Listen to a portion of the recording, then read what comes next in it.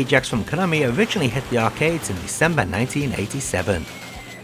It was quite a unique shooter for its time, thanks to the intermitting 3D stages that had you taking the skies in a fighter jet. The main stages had you taking control of a helicopter, which had a variety of power-ups available for it, unlike the fighter jet. During the helicopter segments, the player has access to 4 different weapons, including the Vulcan, Bomb, 3-way, Triple and Laser. Each weapon is available throughout their own specific pickup icons. However, the helicopter can only equip 1 firing weapon at a time, with the bomb being constant. The player also has access to options, which add additional firepower.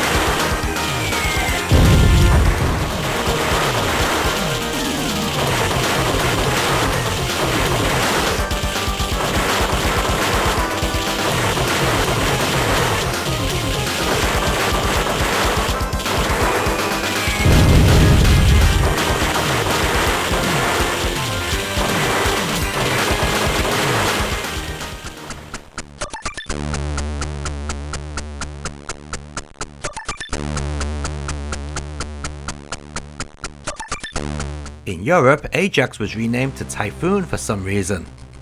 Maybe A-Jax sounded too much like a soap powder. Yet again, the Commodore 64 shows that it is the better gaming machine out of the 8-bit home computers, like it or not.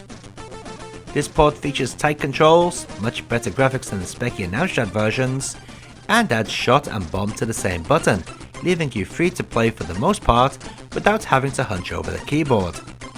What makes this game better for me though is the in-game music and much fairer collision detection.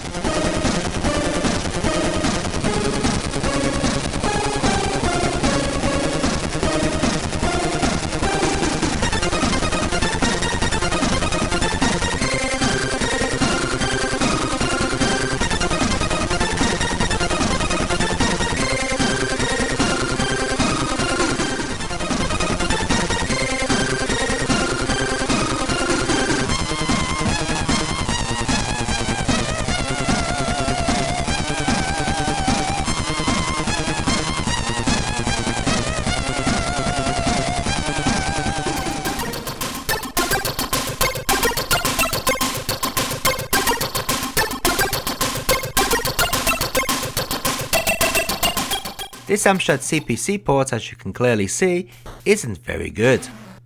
As with many Amstrad arcade conversions, this is just another direct port of the ZX Spectrum version, and yes, that is the reason why it plays so slowly. To add even more insult to the slow gameplay, the 3D sections are a joke. It's far too easy to stay in one spot and not get hit. Just as well really, because the collision detection in this game is awful. Cool title music though.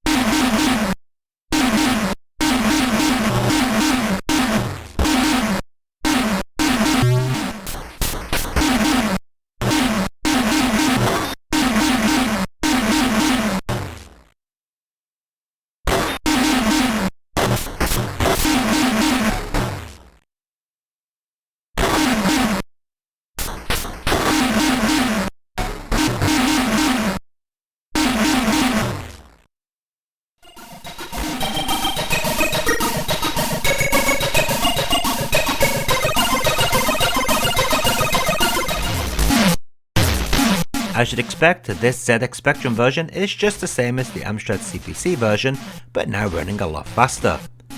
This does actually make it a more enjoyable experience, although it's still not that hot thanks to the awful collision detection.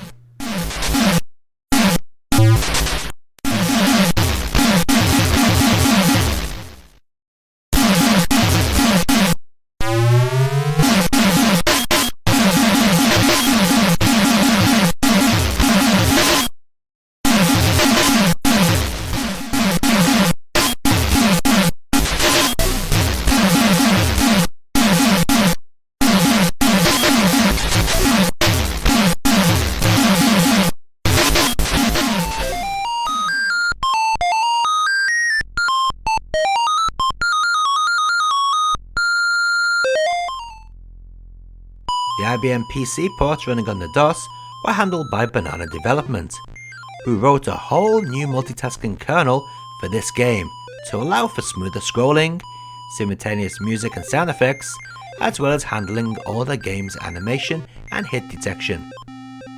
For its time, this port of A-Jax was pretty impressive for an MS-DOS game.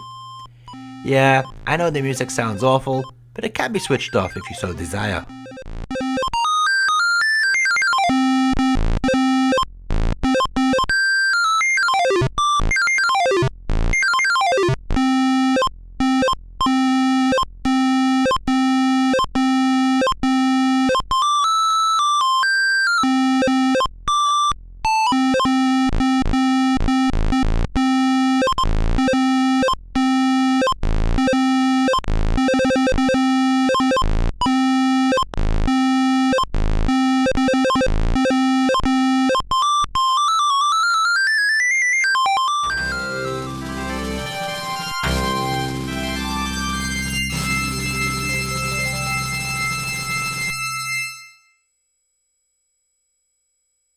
Looking most like the arcade version, as you'd expect, this Sharp X68000 port really does try to bring the arcade experience to the home, and in a way, it does. Konami ported this version themselves, and while it's pretty far off from being the arcade perfect port we'd like to have, it's certainly a noble attempt. There is one issue however, and that is the way the game scrolls.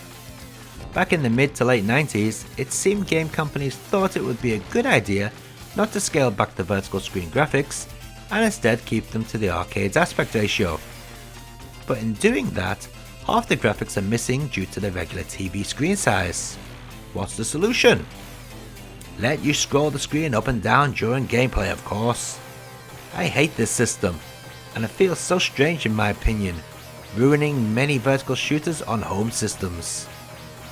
A-Jax is one of those casualties, unfortunately.